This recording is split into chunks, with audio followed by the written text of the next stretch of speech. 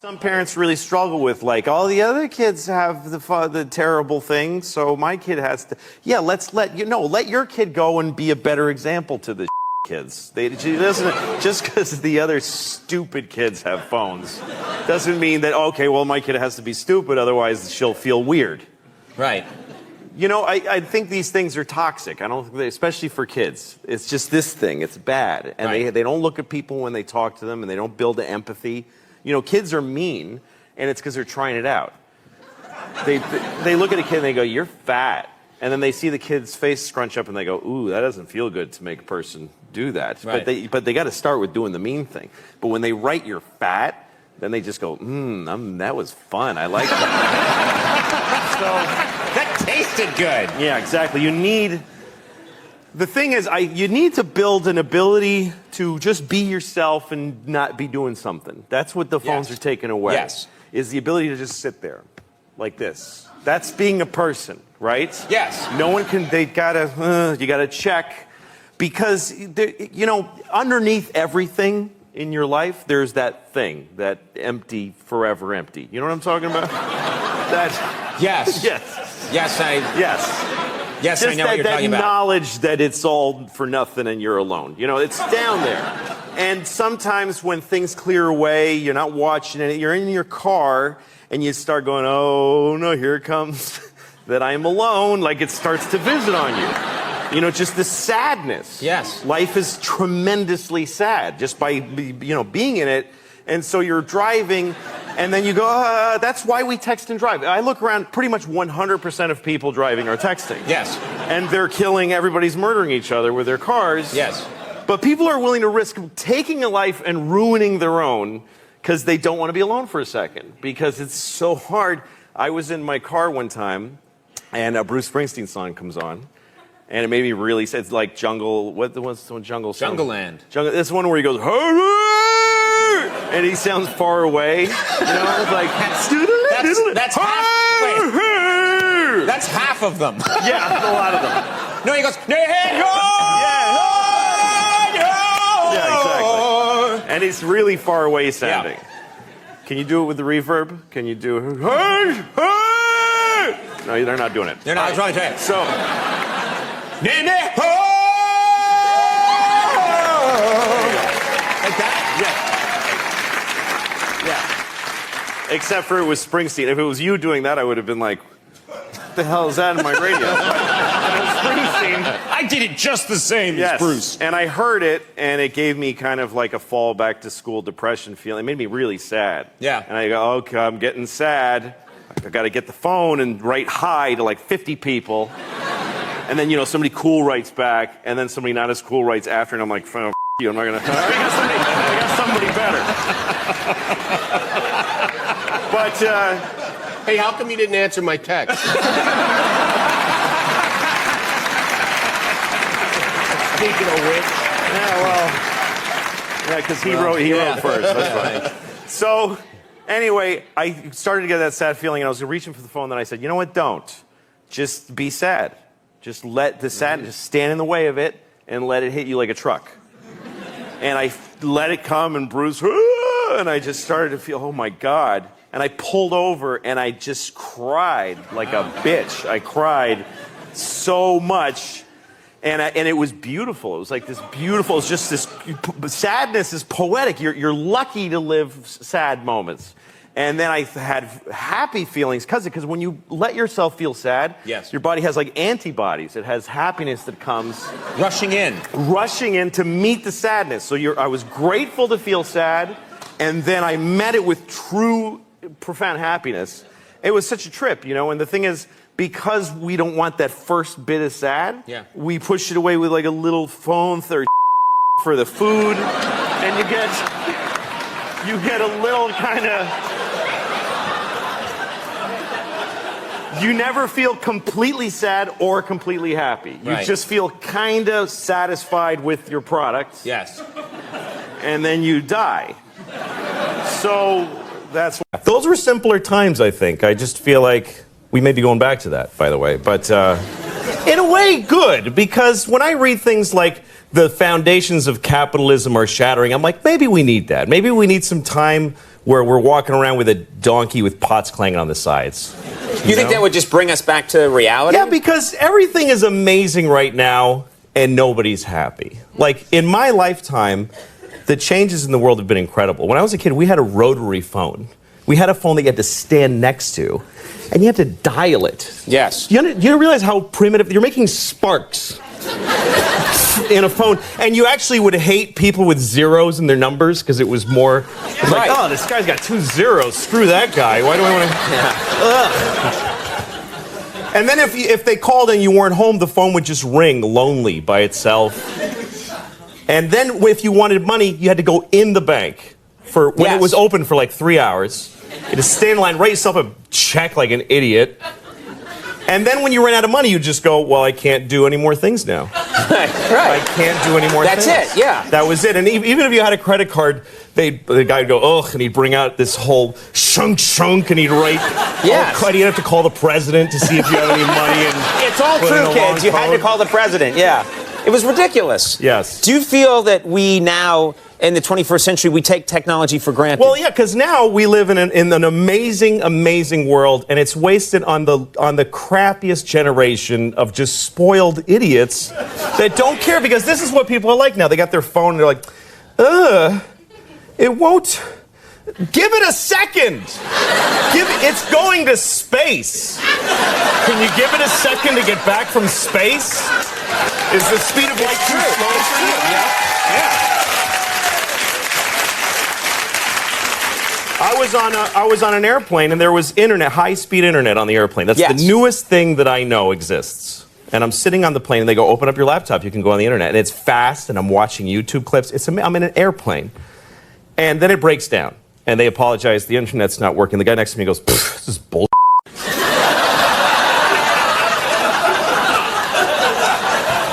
Like, how quickly the world owes him something he knew existed only 10 seconds ago. Right. And on planes,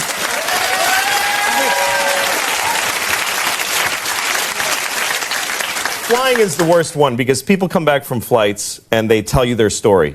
And it's like a horror story. They act like their flight was like a cattle car in the 40s in Germany. That's how bad they make it sound. Right. They're like, it was the worst day of my life.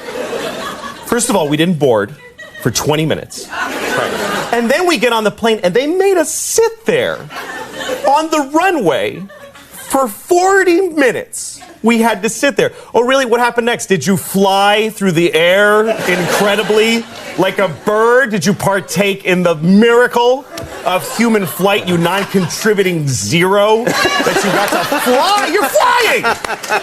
It's amazing. Everybody on every plane should just constantly be going, oh my God! Wow! Yes! You're flying. You're sitting in a chair in the sky. Yes. Yeah, that's right. Now, Louis. But it doesn't go back a lot. and it's Shares not a really. You know, here's the thing. People, like, they say there's delays on flights. Yeah. Delays, really? New York to California in 5 hours. That used to take 30 years to do that. And a bunch of you would die on the way there and have a baby. You'd be a whole different group of people by the time you got there. Now you watch a movie and you take a dump and you're home. Yeah. Nicer way to say it than that, but No. Now, Louis, before we go, we don't have much time, but I know that you have talked about your children before in your comedy, and you've said some rough, horrible things about your kids. Yes. How are you feeling now? How about the children? Well, I blame myself more now because I'm an older father, and I've realized I don't have crappy kids. Right. I'm a crappy dad. Oh, that's the good news. Yeah, exactly. I mean, I'm trying. I make huge mistakes. Like I was telling my daughter was asking me these questions once, and I'm just doing stuff. And, hey, Daddy, does the world go around the sun? I'm like, yeah. She goes, does it go in a square or a circle? I'm like, it's like an oval. She says, does the earth go around the sun all the time? I'm like, yeah.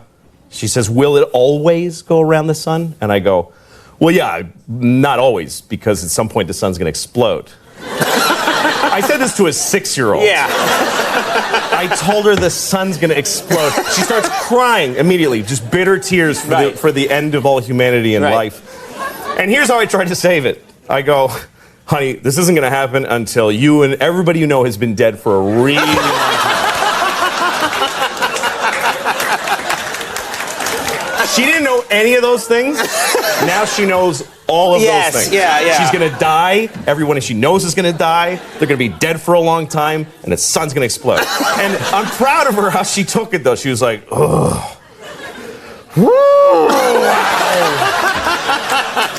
Guess I'll go play. Yeah, shake that off. Till I die. Louis C.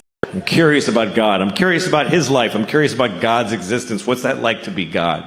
You know, we don't know anything about him. I think one reason people don't believe in him because we don't have a sense of God, because it doesn't say anything anymore. He used to talk all the time. He used to go up to people on the street. Hey, tell everybody does that. Writing on the rocks. Look at that! Do it! And it was confused. Everybody's like, oh, okay, trying to figure it out. And then for 2,000 years, he just, nothing, says nothing. And everybody's fighting. He could clear a lot of shit up with a 5-minute press conference.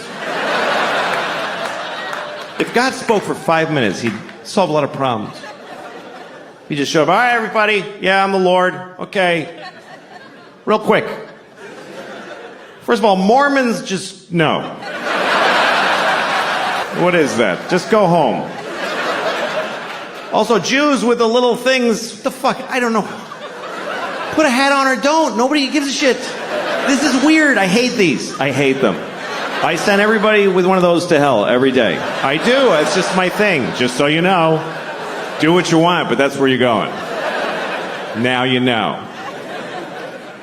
Also, I don't care who you fuck. I don't care. It never mattered. It was Adam and Eve and Steve. They were all fucking each other. I was jerking off to it. It was a great time. So it's not an issue for me. I don't know why it is for you. Have fun and use all the holes. That's what I say. Also, you're supposed to fuck the animals. That's why I made them. Why are you not fucking the animals? There's only like 30,000 of you fucking the animals. What are the rest of you? You're eating them? That's disgusting. How could you eat a perfectly fuckable pig? I have this friend, he has a phone that can IM, he can instant message, and so now I really want him to die because I'm sick of getting these fucking messages from him on his phone. I'm in a shoe store. That's the whole message. We're not secret agents. I don't need to know where you are. So I get this message from him. He says, I'm on an airplane in Seattle. So I wrote back and I said, well, I hope your plane crashes. And he gets pissed off and he calls me, take it back, we're about to take off. I'm like, fuck you, I hope it crashes. I don't have to take it back. Hope it crashes twice. Hope it crashes and kills Happy and they go, fuck it, let's try again, and they take off and crash again. I hope that happens. Sincerely, I hope it. And he tries to make, he goes, well, how are you going to feel now if my plane crashes after you went and said that? I'm like, are you shitting me? That would be amazing. To know that I can do that? I'd happily trade your life for knowledge of my powers. He's one of those guys who just makes you hate him because, you know when you have a friend that you hate, you can't break up with your friends, you know? He always starts conversations that I don't want to have. You know, he's like, hey, what would you do if you had a time machine? I'm like, fuck you. I don't... You know what? I wouldn't use it. I just let it sit in my house. I'd put a drink on it, and yeah, I got a time machine. I never even wanted it. I don't know. Not interested. I'd use it to go back 30 minutes ago and punch you in the fucking face before you ask me that. That's all. One use. So he goes, well, here's what I would do. Because, of course, that's the whole fucking point of asking me, is to stare at me while I say mine and then say his. So he said if he had a time machine, he would kill Hitler. Like, he would go back and kill Hitler. I love that he thinks he can just kill Hitler just because he just goes back there and walk up and kill the dude. And I was thinking, that's a noble purpose for a time machine. I would do that, but I would have gone back then, but I wouldn't have killed Hitler. I would have raped him. That's what I thought. Because I think that would have been enough. I think that would have stopped him from doing all that shit. If he had been raped by me, he never would have pulled any of that stuff, man. Should we invade Poland? No, I'll just take a shower. I don't feel good. He would have...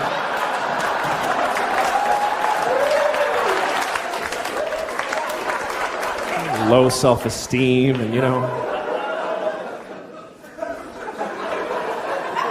I'm not condoning rape, obviously. You should never rape anyone.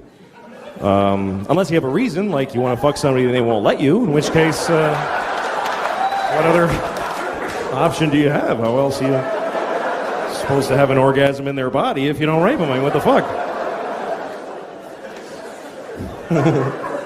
Okay, that's fucked up. Thank you very much. Thank you. Hi, everybody. It's nice to be here. Nice to see you all. It is. It's nice. It's funny to see you all here because I fucked all your mothers. So that's weird. Isn't that a weird coincidence? I fucked all your mothers. And here you are. You're not mad, are you? Did y'all get together because you're mad? They liked it, so don't worry. You shouldn't be mad. You should want your mother to enjoy herself.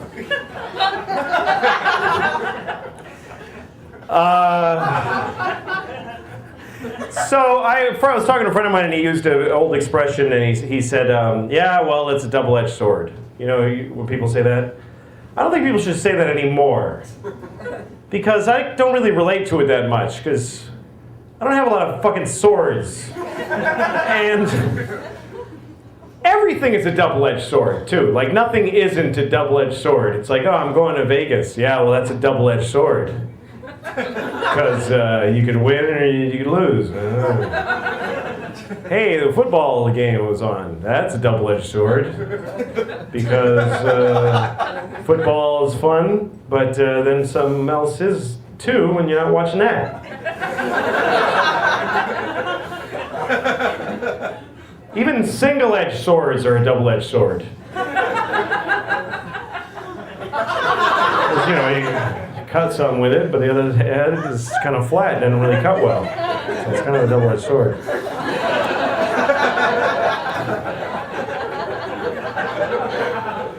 That bit is kind of Seinfeld-y, I think. And then I try to make it mine by doing it clumsily. That's how you modernize comedy. You take any bit Seinfeld would have done and just make it sound like you don't know what the fuck you're talking about. And then you sound clever.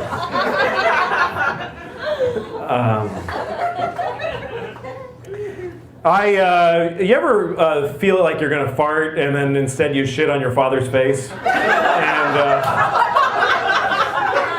And everybody on the bus is like, hey, that's not appropriate. And you're like, I thought it was gonna be a fart. And they go, oh, all right then.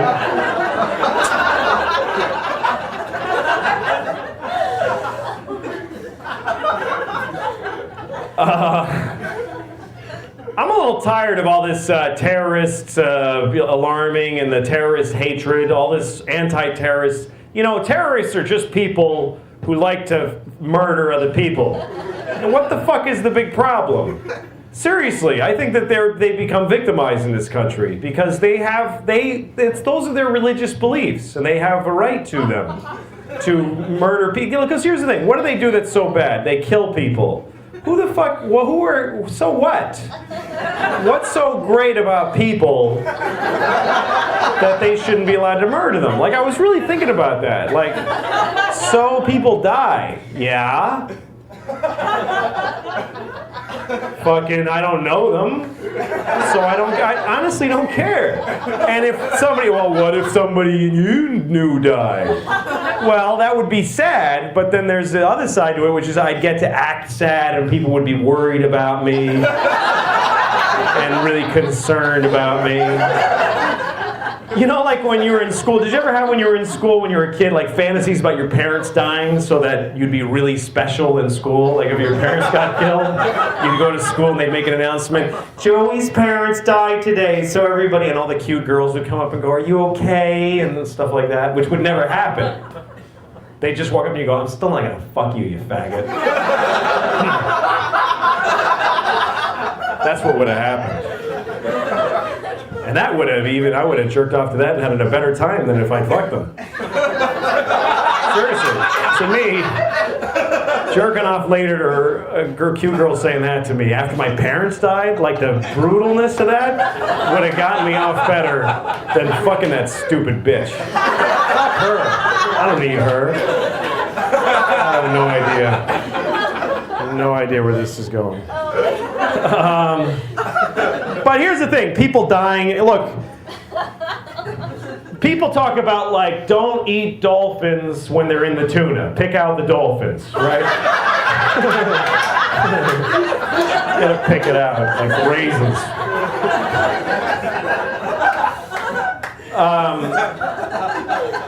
But and like you ever go to shop for tuna and like it says dolphin safe and you kind of go like, yeah, but like somehow you think it's not going to be as good. Like I want to do the right thing, but it's probably kind of bland without the dolphin. But here's the thing, like why not kill and eat a dolphin? Why not? Oh, because well, no, I don't fucking get it. If you're a tuna, fuck you, we're eating you. So I don't really see the difference. And I think it's wrong to eat tuna and dolphin and cows and everything. But I eat them. I eat them all.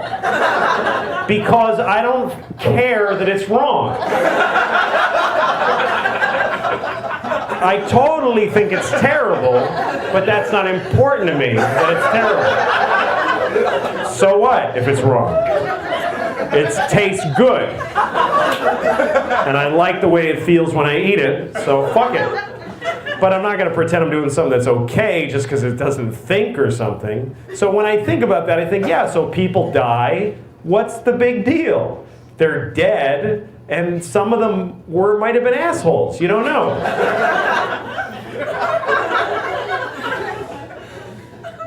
All right. So I think the terrorists back the fuck off. They get it.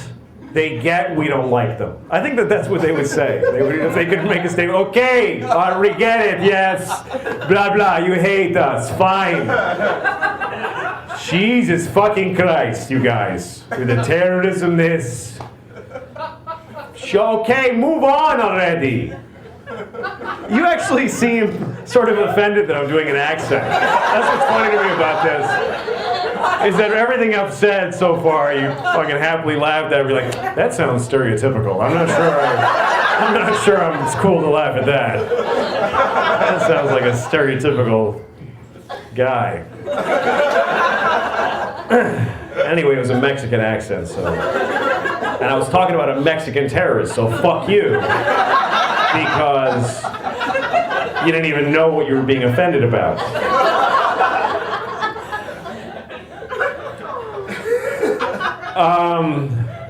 What other terrible things to defend? All right, rape. It's not good to rape people, right? It's not okay to rape people. But what about Jews? Oh my God, did I say that? That's fucking horrible.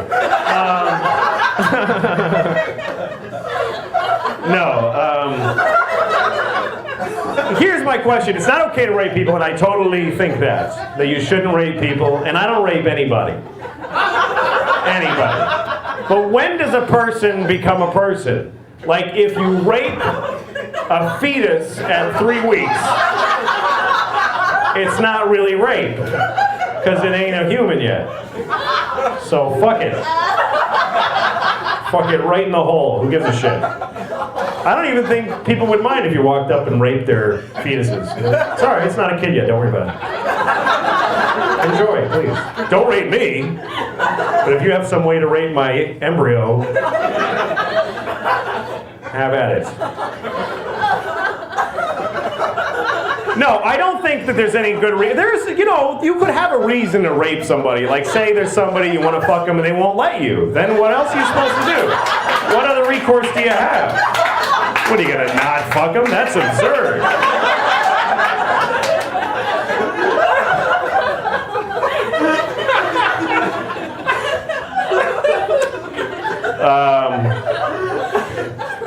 I would have raped Hitler. Like, if I had a time machine, I think that the 2 things I would have done would have been to erase my daughter and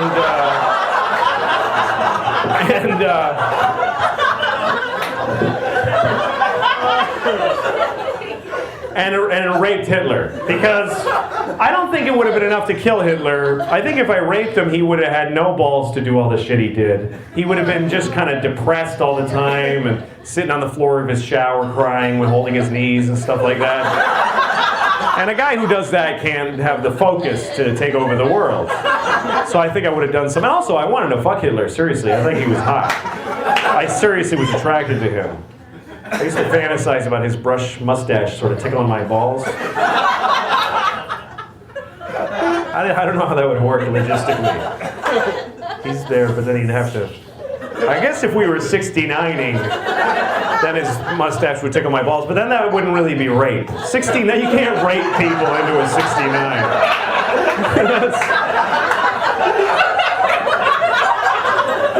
Anyway, I gotta go. Thanks a lot. Good night.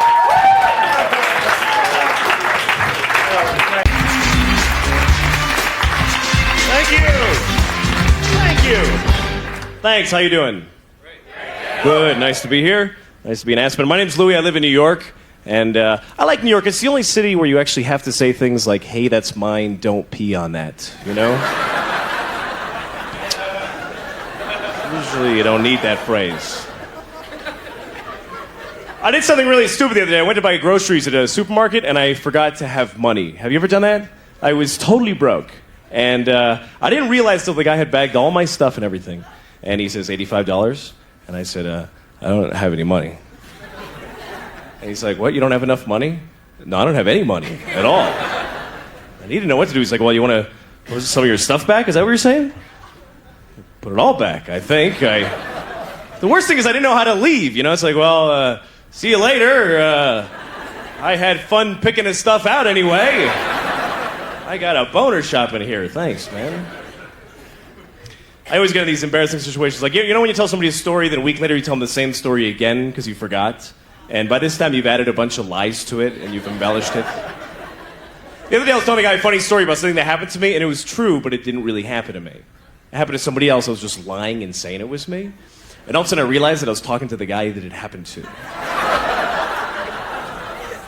And he's like, that wasn't you, that was me. What the fuck is wrong with you? Oh, I thought that happened to me. Shit. So I got kind of lonely last night. I ended up calling one of those phone sex numbers. You ever call those? You know, like 1-900-BIG-TITS or whatever it is, you know? 1-900-BIG old floppity titties. You know those lines you call. And I always end up talking to some woman who's like 55 and her name is Blanche or something, you know? It's like, I'm gonna take your trousers off very slowly.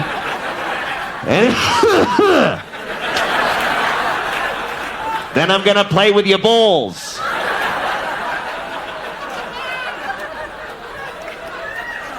sounds like a threat. Stay away from my balls, lady. I'll call the police.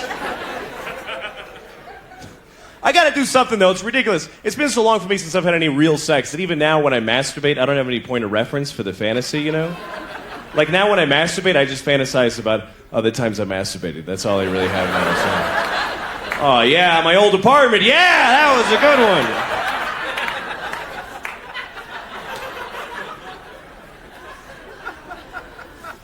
I was in jail about a week ago because I drive, but I don't have a driver's license. So I had to go to jail, and I had to be strip searched at this jail. And so I'm staying naked in front of this cop, and he looks at me and he just says, "All right, lift." And I was like, "Lift what?" And he says, "Lift your testicles."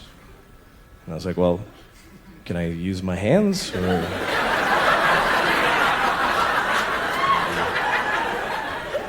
Or do you just want me to go,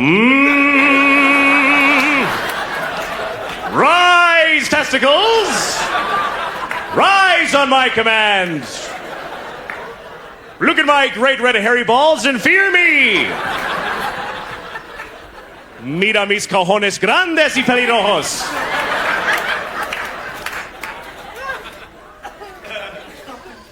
So that was a bad night. Sorry. You ever wear a bathing suit because you ran out of clean underwear? I better not do that. I did that once. I was on a date with a girl, and I was wearing a bathing suit under my pants because I didn't have laundry. And she wouldn't have known except for I had that white string flapping outside my fly the whole time. And she's like, what, do you have a tampon in there? What the hell are you doing? You're a loser. Yes. The other night I woke up in the middle of the night and my hand was asleep. Has this ever happened to you? Because I was sleeping like this for whatever reason. And I woke up and my shoulder hurt like a motherfucker. And I took out my hand and it was like white and I couldn't feel it. And I'm pinching it really fucking hard. I couldn't feel him breaking the fingers and nothing. It was dead. So you know what I did? I put it on my penis so it would feel like somebody else. You know?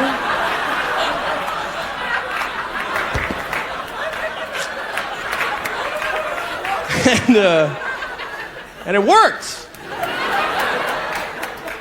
But then I thought, you know, shit, I got some guy's hand on my dick. I don't want some dead guy's hand on my dick. Get that out of here. Sex is weird, though. You know when you're having sex with somebody, you start to make those noises. You know those sexual noises? You ever feel weird about the noises you make during sex? You ever listen to yourself and go like, where the fuck did I pick that one up? What the hell was that? Because sometimes you make the oddest noises. You really get into it, you're like, woo!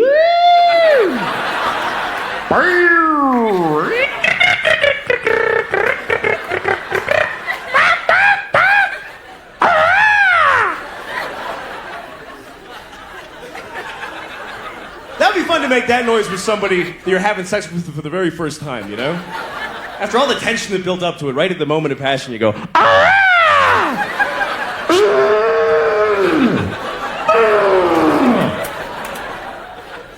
just to watch their face going, shit. Fuck, man, another one. It's important to make those noises, though. They're very important because the reason we moan during sex is to guide your partner. You're there. It's kind of like a homing device, you know?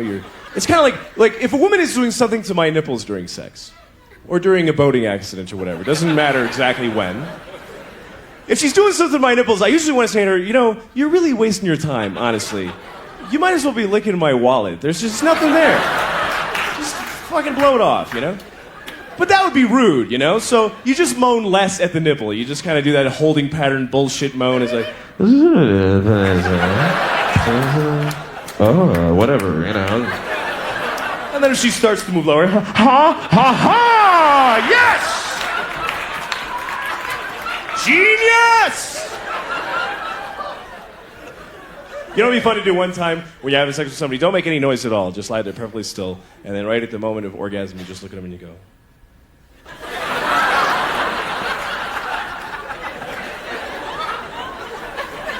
I had sex with this woman once, and she turned out to be a complete nymphomaniac. And I always thought I'd want to be with a nymphomaniac, but it was really a nightmare, you know? Because she wanted to just keep going and going. And the sex was really hard work, too, because she was like just grabbing me, pulling me in there, going, come on, fuck me, come on! Come on, you redheaded faggot, do it, come on! You know. And I'm just, whoa, like a big dildo. All right, whatever, right? You know. So we're done, finally, and I'm like really tired, you know? And she looks at me, and she goes, let's do it again. Like creepy like that, you know? Let's do it again. And I was like, all right. So we do it again. She's like, come on, fuck it, you know? And now we're done, and I'm just dead. I'm a bag of shit lying there. I got nothing. And she says, let's do it again. And I was like, why? Really, I mean, we accomplished the thing. What is there, a prize? What are we doing here? So we did it again, and this time from behind, which is good for me, because I can't hide the pain in my face anymore. It's impossible.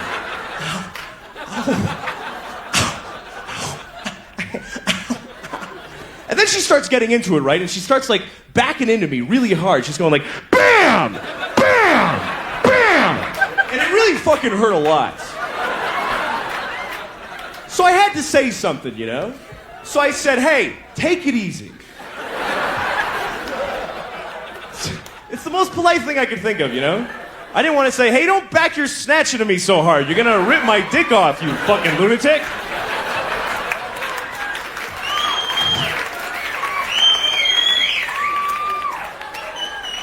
Hi, Mom.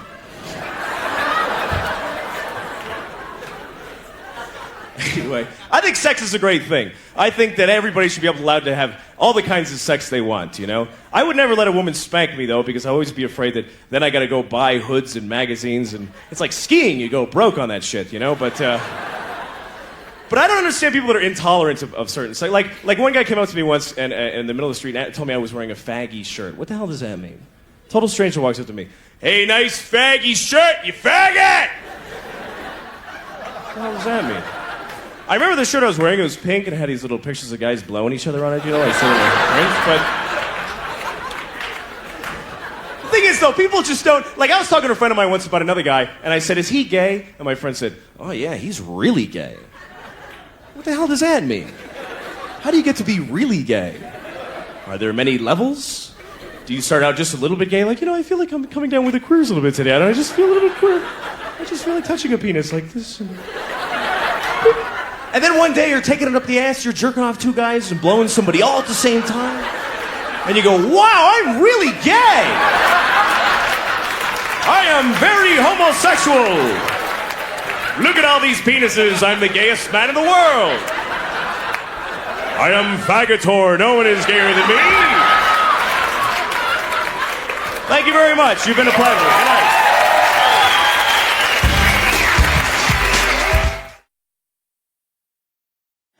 The thing is, you need to build an ability to just be yourself and not be doing something. That's what the phones are taking away. Yes. Is the ability to just sit there, like this. That's being a person, right? Yes. No one can. You gotta check, because you know, underneath everything in your life, there's that thing, that empty, forever empty. You know what I'm talking about? That. Yes. Yes. Yes, Yes.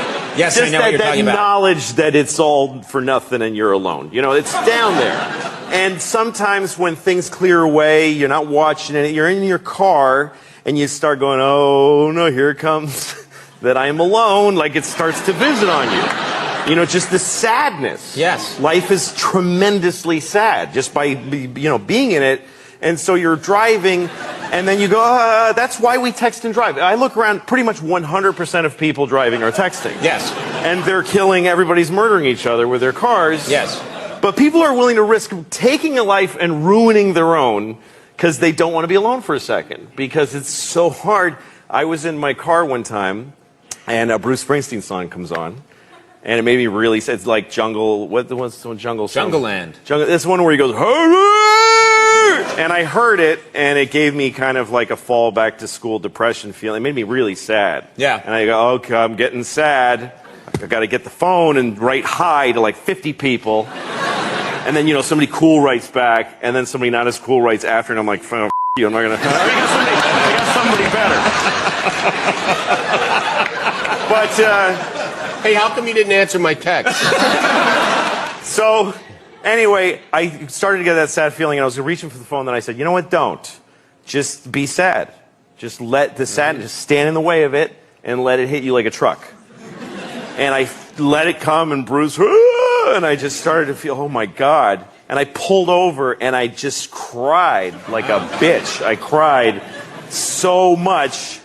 And it was beautiful. It was like this beautiful, it's just this, sadness is poetic. You're lucky to live sad moments. And then I had happy feelings because when you let yourself feel sad, yes, your body has like antibodies. It has happiness that comes rushing in to meet the sadness. So I was grateful to feel sad, and then I met it with true, profound happiness. It was such a trip, you know. And the thing is, because we don't want that first bit of sad, we push it away with like a little phone for the food, and you get a little kind of, you never feel completely sad or completely happy. You just feel kind of satisfied with your product. Yes. And then you die.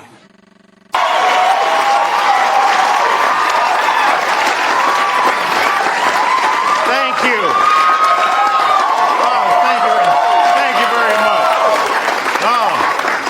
Stop. Hi. It's a little early for that. Well, thank you very much for being here. This is the 40th year of this show's existence, and this is the finale. So I'm very honored, honestly, to be asked to host it. So thanks, and I'm glad you guys are here. Yeah, it's fine. Anyway, I was born in 1967, and so I grew up in the 70s. So I'm not racist. However, I do have mild racism.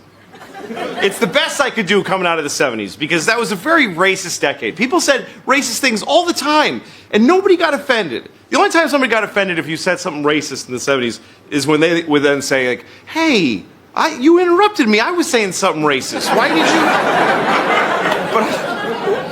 So I have mild racism. It's benign. It's not aggressive. It's not even negative racism. It's mild racism. I'll give you an example. Okay, like if I go to a pizza place I've never been to before, and it's run by 4 black women, I'll go like, See, it's very mild. It's extremely mild racism. I'll notice that. Yeah. You don't usually see that, 4 black women running a pizza place. Unless it's called 4 Black Girls Pizza or something like that. Like, that's the whole point of the place. It's mild. Here's another example of mild racism. If I say I'm in a hospital and the doctor comes in to treat me and the doctor's from China or India, I'll think, well, good. Good, more of that. Why not? It's very mild racism. Here's another example. If I'm in a gas station late at night and a young man comes in wearing a hooded sweatshirt, if he's white, I'll think, oh, he's an athlete. If he's black, unless he has a big smile on his face, then I become mildly racist, and this is what I think. I think, that's fine. Everything's fine. Nothing's gonna happen. No, of course I'm fine. Why did I even think that for a second? This is because I was raised in the 70s. The 70s were a very different time. The 70s, everything was different in the 70s than it is now. Except the Middle East is exactly the same. It's exactly the same as it was in the 70s. It's been the same fights, and you know what? It's boring now. That's the worst part of it. When I was a kid, we were like, ugh, but you can't go like this for like 1,000 years. After a while, when you fight, people don't care, because when you're just both, you just keep fighting. Everybody's like, those guys are dicks. They just fight. That's what it's like. You know, like I have 2 kids, and they fight sometimes. And when they first start fighting, I get concerned. I go in their room, I'm like, hey, what's going on? What's wrong? Why are we having some feelings? Can we listen to each other, please? Can we please just listen to each other? Okay, you go first. And then she's like,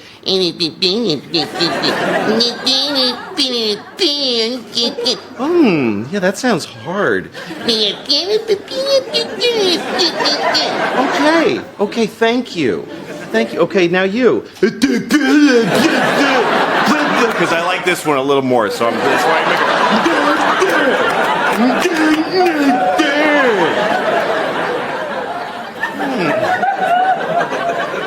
And they work it out. You help them work it out. But if they keep fighting, you stop doing that. After a while, you just go in the room and you just go, hey, just shut up.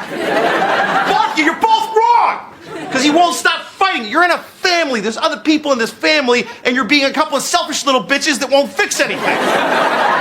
You share a room. We can't afford another room, so just deal with it. Somehow this has to do with Israel and Palestine. I don't know exactly. I don't remember how.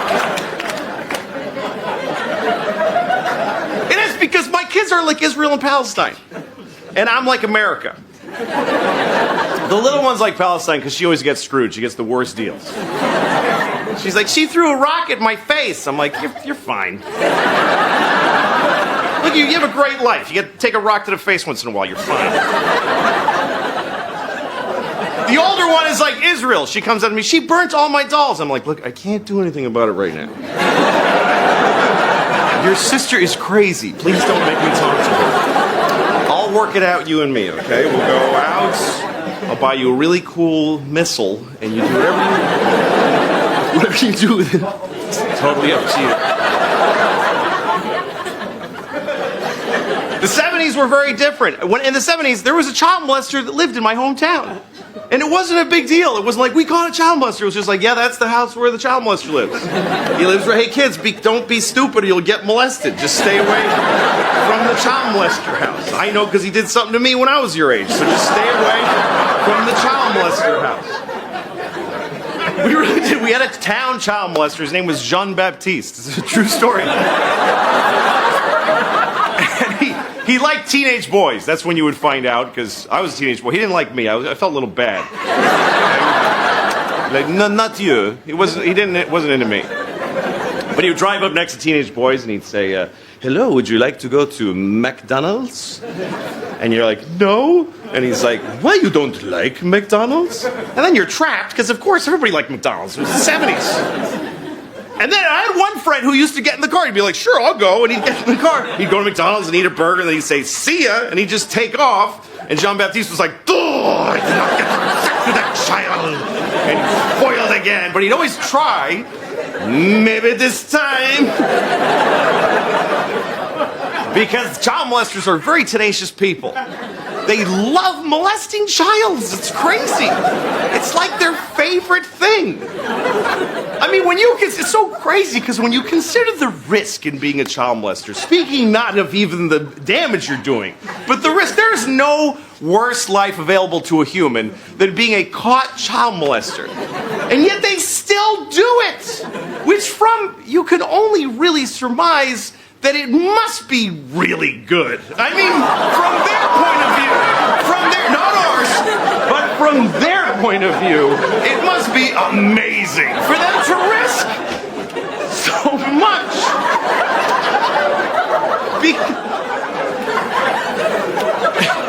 How do you think I feel? It's my last show, probably.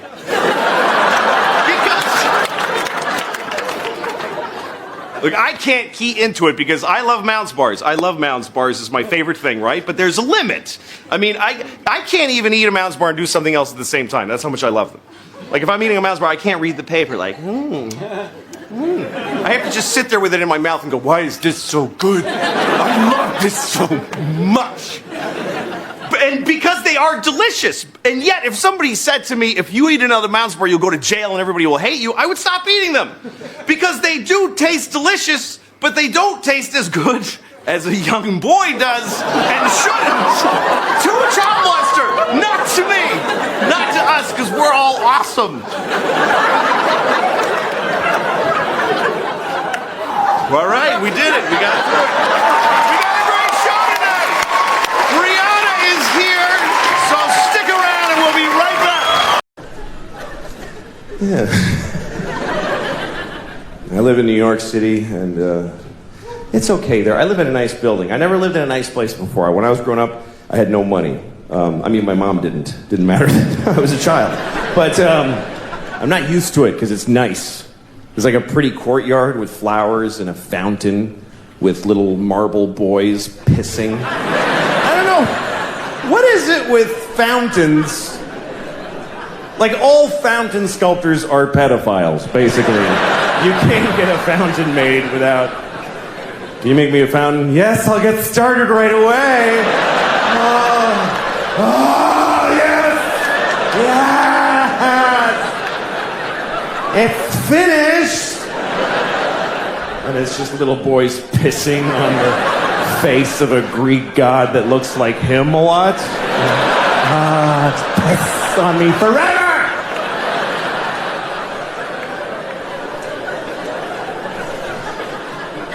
Anyway, there's one of those in the courtyard of my building. And my first week in the building about a year ago, I went down to the courtyard for the first time. And I didn't look too good, you know. It was a Sunday morning. That's my least presentable hour. There's a lot of, just stains, just like, food and me and whatever. And so I'm sitting there. So, shut up. Oh. Anyway, so there I was. I'm sitting on the stone bench of this courtyard and feeling a little out of place. There's these fancy doormen and stuff. And then there's this guy looking at me. I notice he's looking at me from across the courtyard. And he's all spiffy looking. He's got brown shoes and he's looking at me like, I could tell he was thinking I don't live in the building. He thinks I just wandered in off the street and sat in the courtyard. I could tell he's thinking of coming over and dealing with me on his own. And I'm sitting there thinking like, oh, please do that. Yes, please, come on. And I'm trying to look even more gross. And I'm like pulling up my shirt. And then I see him go, oh, no, that's not going to do at all. And he comes over to me. And I'm like, I'm so excited to have this thing. The confrontation where I'm not wrong at all. And he thinks I am. So he comes over, says, excuse me, do you live in this building? And I said, no. Because why not start there? I said, no. He goes, well, then what are you doing here? And I said, I just need to rest. I'm having a hard time.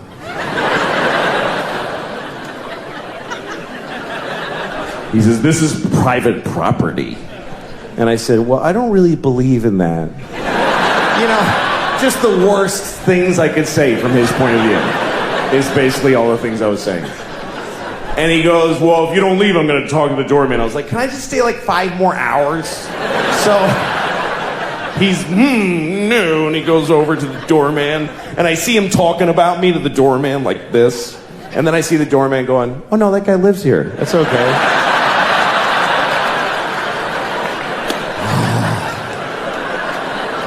And the look on his face, it was just so, it was this beautiful cocktail of anger and confusion. It's like I had invented a new way to hurt somebody's feelings. That's how excited I was. Hello, everybody. How are you? Good. I'm doing well. I had a good day today. I went to the movies, and before the movie now, they show you that whole presentation where they explain that you shouldn't download movies on the internet because you're hurting all the people that work on the movies. They need to feed their families, so you shouldn't download movies on the internet. And I thought, holy shit, I had no idea. I just didn't know you could download movies on the internet. That is great news. I'm going to download all of them. I went to the park today. I like going to the park because I can masturbate without my wife bothering me. So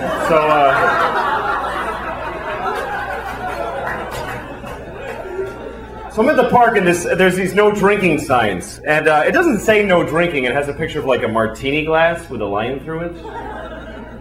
Are those really the people causing the problems with the drinking in the parks? Shouldn't it be like a bottle in a bag with a line through it? Are there guys out there at 3 in the morning? Ah!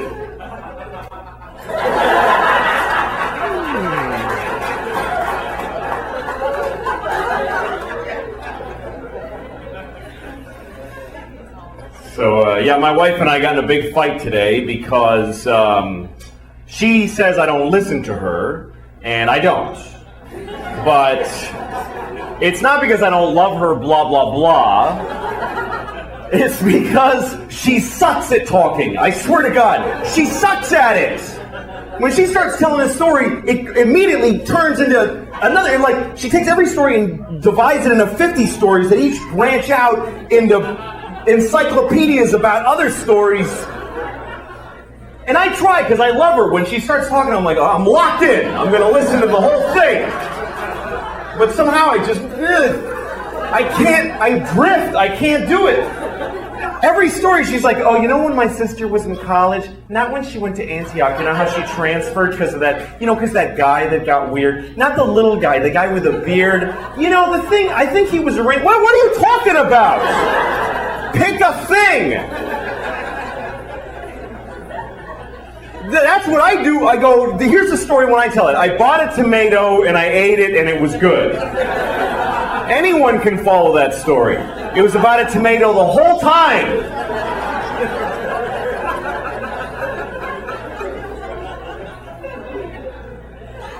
No, she's great. She is. I love her. I mean, without her, I'd be living under a bridge somewhere. God, that would be great. How great that would be. I would love that. We have a baby, and oh my God. When you have a baby, everything changes. And people tell you, they go, your whole life is going to change. And they were right. I think the biggest difference between my life now and before we had the baby is that now we have a baby. We have a baby. You know, that's a huge responsibility. You got to not leave him outside. You got a lot of stuff you got to take care of constantly. No, it's great though. My father told me when I was a kid, he said, you're not going to know what it is to be a real man until you hold a tiny baby in your arms. And I didn't understand that then, but I do now because I held my baby in my arms and I felt like a real man, you know, because I could crush that.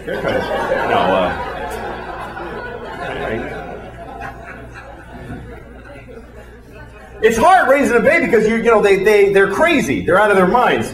It was Easter, okay, and we're painting eggs, and so she broke an egg. So of course she's got to cry about that like a bitch for like half an hour. So, and I go, it's okay, honey, it's just an egg, and I give her another one, and she threw it at me, and then she just starts throwing eggs, and we're trying to stop her. We have like this rule that we can't say anything negative to her, so we're trying to stop her from throwing eggs without saying any negative.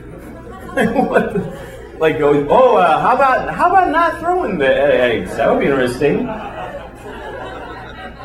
Finally, my wife goes, you know, we were having a nice Easter, but now we're not, and it's because of you. Yeah, that's really positive, honey. Why don't you just punch her in the face? Just punch her right in the face. You might get over that.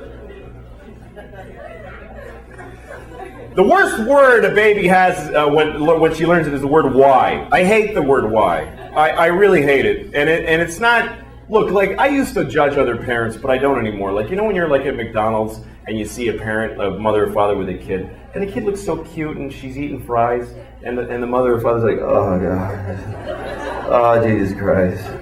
Oh, I hate this, I hate it, I hate it, I hate it, I hate it. And then a little kid says something like, Mama, why are those people standing there? And she goes, just shut up and eat your fries. And you go, what a horrible mother. Why doesn't she just answer her? How hard can it be to just answer her? You know what? You don't know what you're talking about. Because when a kid asks a question why, you tell her why, and she wants to know why that, too. And then you tell her why that. She wants to know why that. She takes every idea and deconstructs it to the point, I don't even know who I am anymore when we finish talking. The other day she's like, Papa, why is there rain? Oh, because the water fell out of the sky. Why? Because it was in a cloud. Why? Because it came from the lake. Why? Because it got hot and it evaporated. Why? Because the earth is hotter when it's nearer to the sun. Why? I don't know. I don't know. Why? Because I didn't pay attention when it was taught to me in school. I didn't listen to anything anybody said to me. Why? Because I have no moral compass and I'm useless. I've never done the right thing. Why? Because my parents didn't raise me right. They didn't even try. Why? Because they just had sex in a car and here I am and they've just been waiting for me to get out of their lives. I'm only stopping to be polite. It goes on for hours. Hours. It gets so abstract. She's like, why? Well, because some things are and some things are not. Why? Because things that are not can't be. Why? Because then nothing would be aren't. There wouldn't be any not things. Why? Eat your fucking fries. Shut the fuck up and eat your fries. Fucking little motherfucker. Jesus Christ.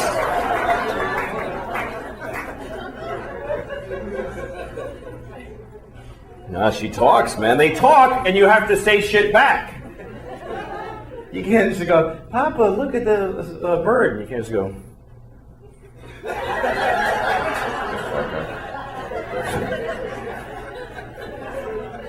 I always want to do that. Like, she says really weird shit sometimes. The other day she said to me, Indian beauty. I was like, what? Indian beauty. I was like, what does that mean? Indian beauty. Yeah, but what do you mean by that?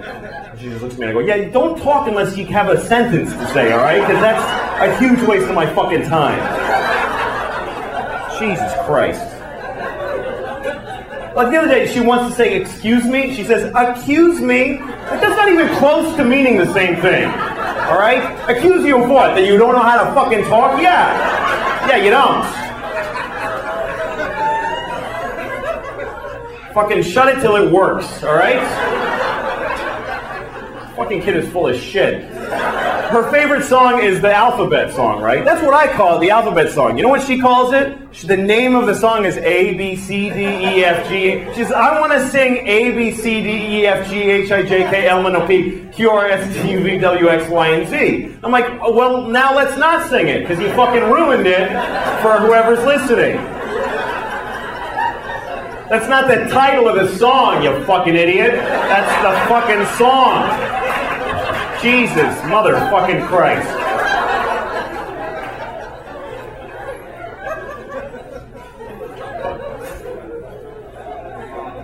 Anyway, so that's my kid. I know I'm going to hell, but so is every other parent, because you're all the same. It's fucking horrible. Hell is an interesting thought, though. What is hell really like? I always wonder, is there like a schedule in hell? Like they tell you first, okay, you go in that room, and then some monster fucks you up the ass for 1,000 years. Then you come out and you're like, woo! Woo! Man, that was,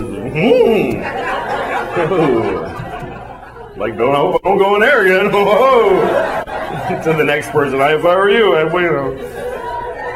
And they go, all right, now you're scheduled to go in there. You go in there and they rip off your head. They always show, like in these pictures, they rip off your head, but then they got to sew it back on so they can keep fucking with you. Like they rip it off, and all right, put them back together, because otherwise you can't torture them anymore.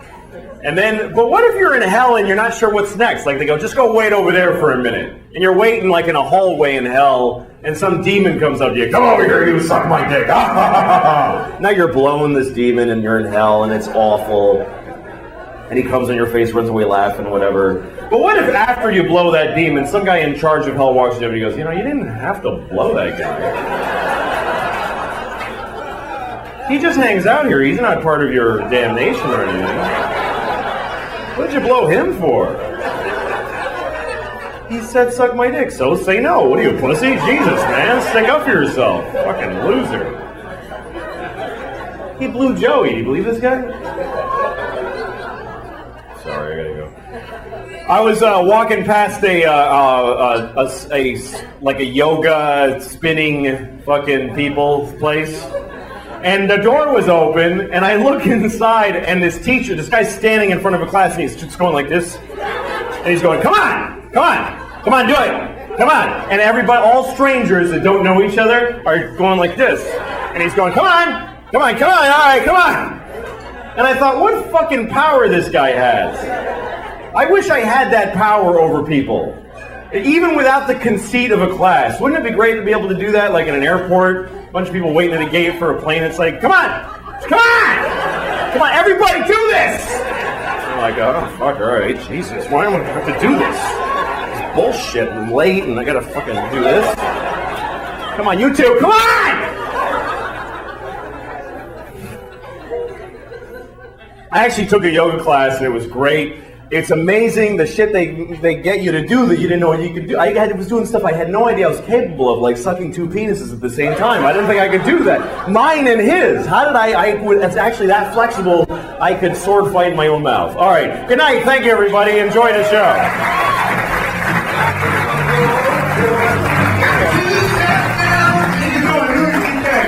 Thanks, man. Thanks for coming, guys.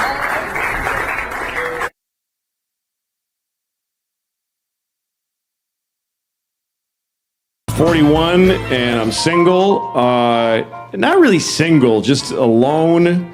But I have 2 children, and that's the only thing I'm comfortable with in life anymore. I know how to take care of a couple of kids. I don't like French toast. Oh, sorry, that's what we're having.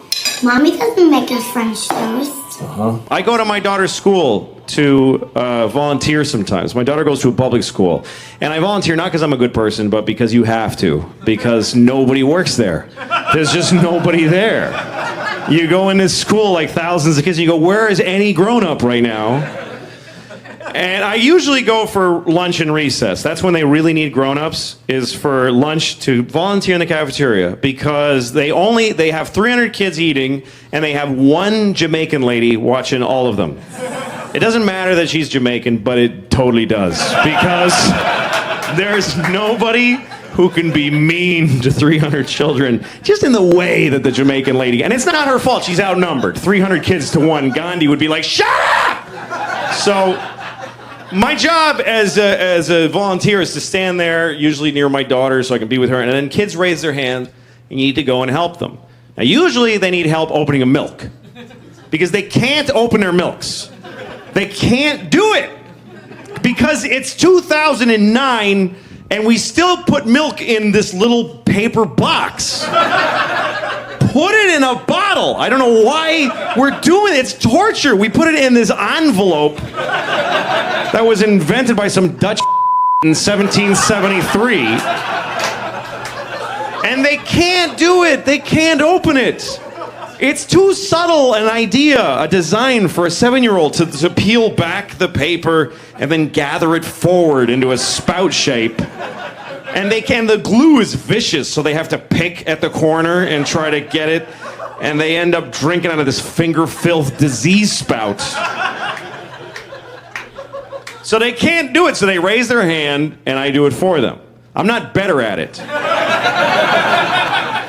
I deal with the stress better than they do. I don't cry like a little bitch because I can't open my milk. I'm a man. I think it's pretty amazing when you think about it. The people used to say that being gay was wrong. Pretty recently, folks used to, like most people used to say that being gay was wrong. Of course, it's not wrong to be gay. I mean, it's pretty gay, but it's not wrong. But that's what people used to say. And now nobody says that. And I think that's a positive change. I think that's a good thing. Although I do wonder if there are gay people who miss when it was wrong.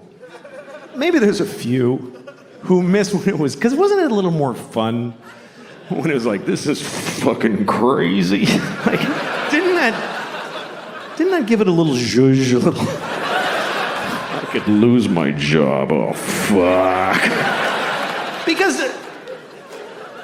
now they're like everybody else, which is great, and they can get married, that's terrific, but is that fun to fuck your husband at your house?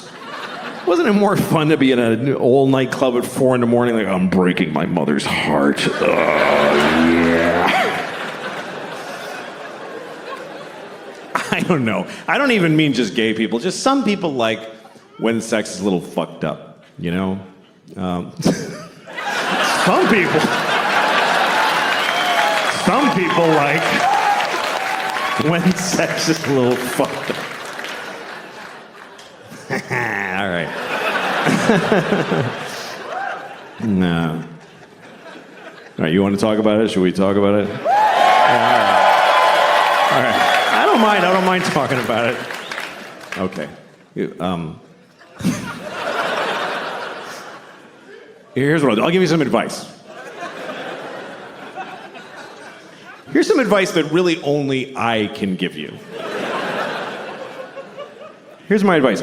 If you ever ask somebody, can I jerk off in front of you? Just let me finish. Let me finish what I'm saying. Fuck. Okay. If you ever ask somebody, may I jerk off in front of you? And they say yes. Just say, are you sure? That's the first part. And then if they say yes, just don't fucking do it. Just don't do it. Because look, whatever you're into, okay? Because everybody's got their thing. Whatever your thing is, I don't know. You all have your thing. I don't know what your thing is. You're so fucking lucky that I don't know what your thing is.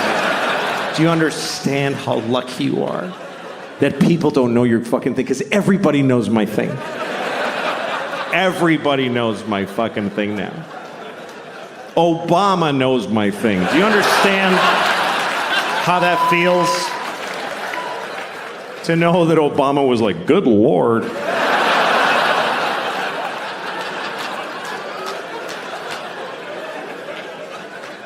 Everybody in the world knows my thing. I got on an airplane in Italy. This little kid was like, Mama, that's the guy who jack off in front of the people.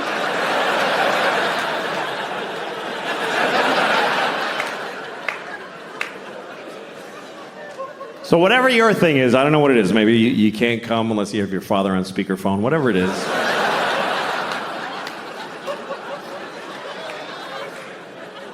If you want to do it with somebody else, you need to ask first. But if they say yes, you still don't get to just go, woo, and charge ahead. You got to check in often. I guess that's what I would say. Check in. Because it's not always clear how people feel. Like, men are taught to make sure the woman is okay. But the thing is, women know how to seem okay when they're not okay. So you can't just look at her face and be like, yeah, her eyes are dry, we're fine, let's just keep going. You gotta check in. Because communication during sex can be very confusing. Like, sometimes you're with a woman, you're having sex, she's making noises, she's going like, ooh, and you're like, oh, she loves it. Not necessarily. Sometimes they're making those noises just to get through it. Because it's easier to go, ooh, than to say, I hate how you fuck me. Honestly, it's awful. So she goes, oh, baby. It's kind of like a Negro spiritual. It's sort of similar. So to assume that she likes it is like if they heard slaves singing in the fields and you're like, hey, they're having a great time out there.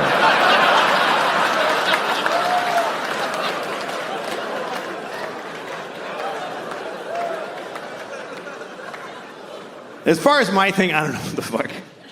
People are like, why do you want to do it anyway? Okay, I don't know. I like jerking off. I don't like being alone. That's all I can tell you.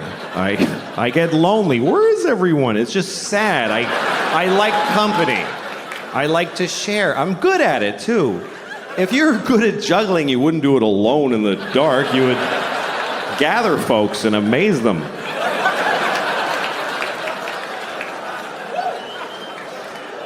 Anyway, that's all I'm going to say about that shit.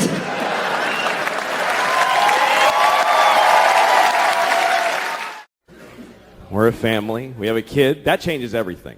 That's the whole thing. The kid is everything. Marriage is nothing. Without a kid, marriage is dating. It doesn't mean shit. And you don't realize it until you have a kid. Here's what happens. When you get married, you go, holy shit, I can't leave now. I mean, I wasn't thinking of leaving, but now I really can't leave. Then you have a kid and you go, holy shit, I could have left.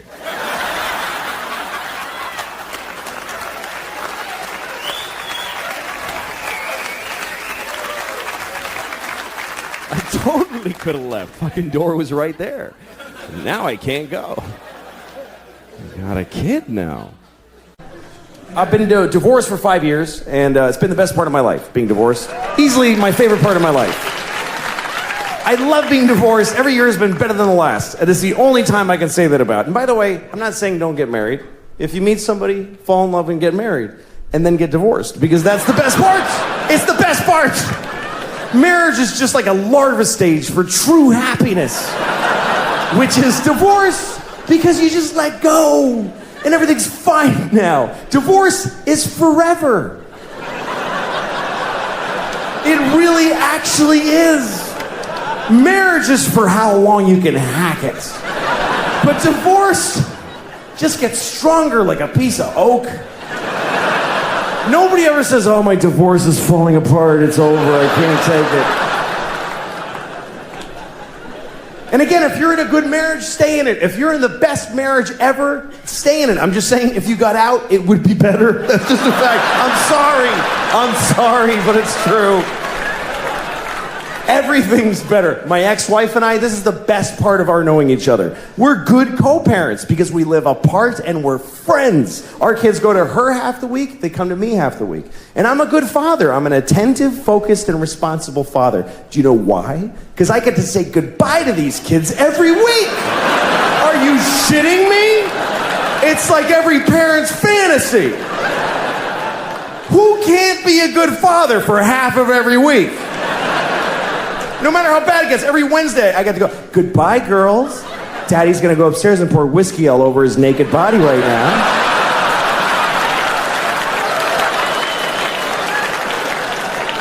I'm gonna lay in my own filth until 2 seconds before you come back here.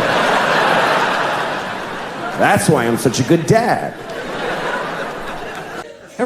Everybody has different words that offend them, different things that they hear that they get offended by. To me, the thing that offends me the most is every time that I hear the N-word. Not nigger, by the way. I mean the N-word. Literally, whenever a white lady on CNN with nice hair says the N-word, that's just white people getting away with saying nigger. That's all that is. They found a way to say nigger. N-word. It's bullshit, because when you say the N-word, you put the word nigger in the listener's head. That's what saying a word is.